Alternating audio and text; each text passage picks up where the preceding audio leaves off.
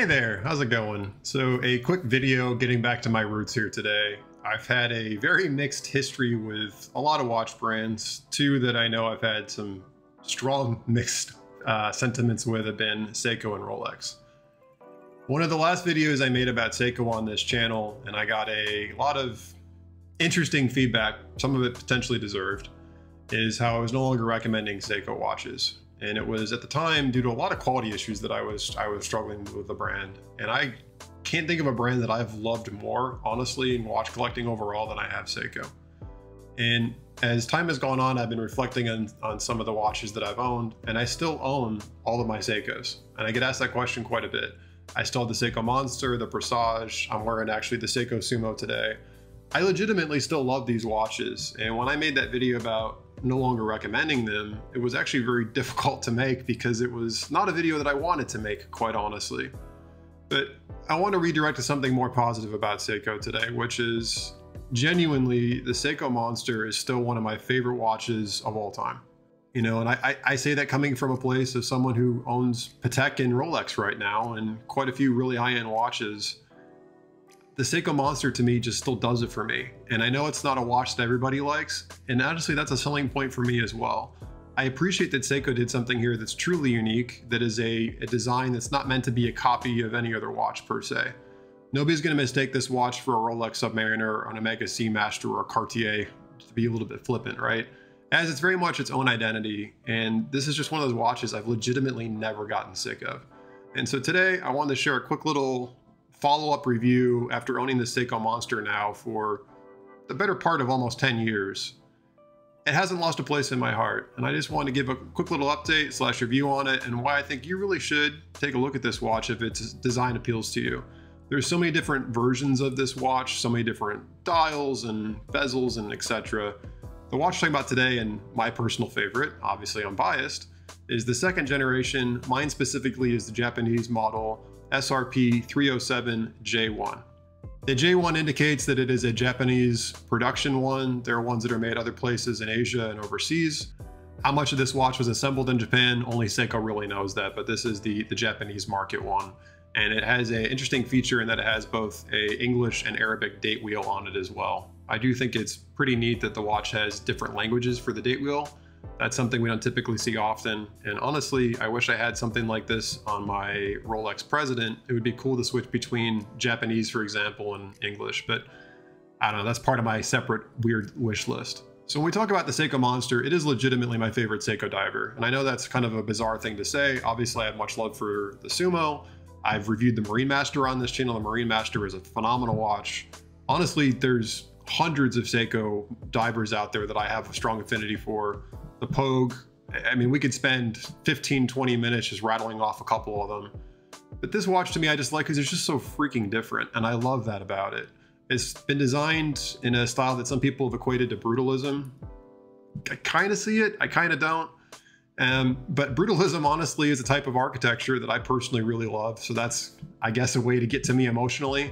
Brutalism, kind of like this watch, is a style that people either love or love to hate. And there's probably way more people who love to hate it than actually love it. I love brutalist concrete architecture, and I love the Seiko Monster. So maybe that's what this is all about. But this watch, to me, is one of the ideal sizes. So I have a 7.5-inch wrist. This watch comes in at 43 millimeters. So it's not quite 45 and it's not quite 40. It's kind of that sweet spot in the middle. We see other brands now trying sizes around this. I think it's just a great wearable size.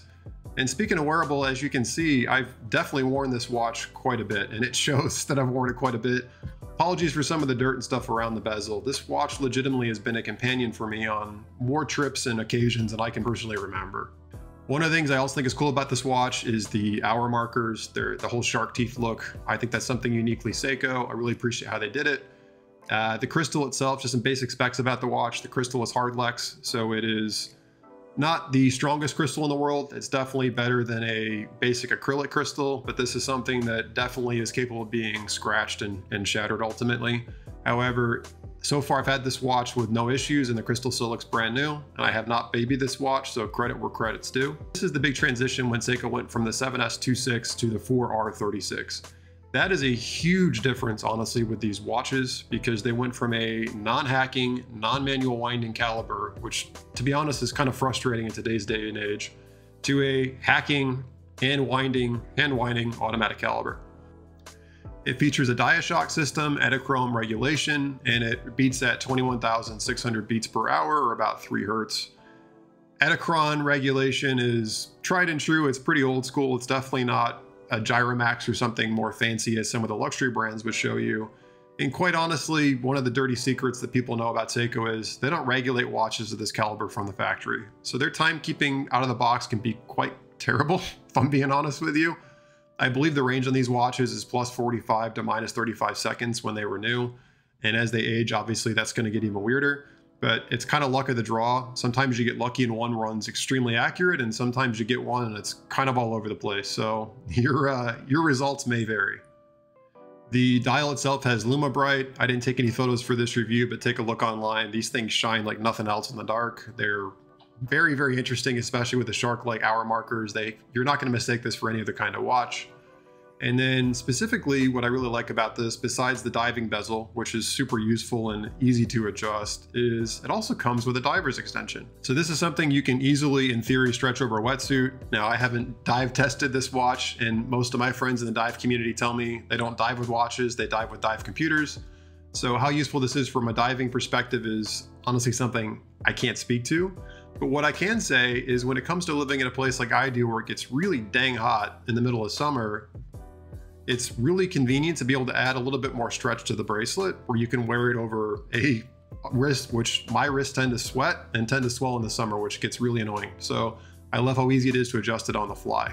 And as a diving watch, it has a screw down crown, and it's rated at 200 meters water resistance, which is more than enough for any sane human being to ever need from a watch. You don't need a Rolex Deep Sea. This is beyond enough for day-to-day wear.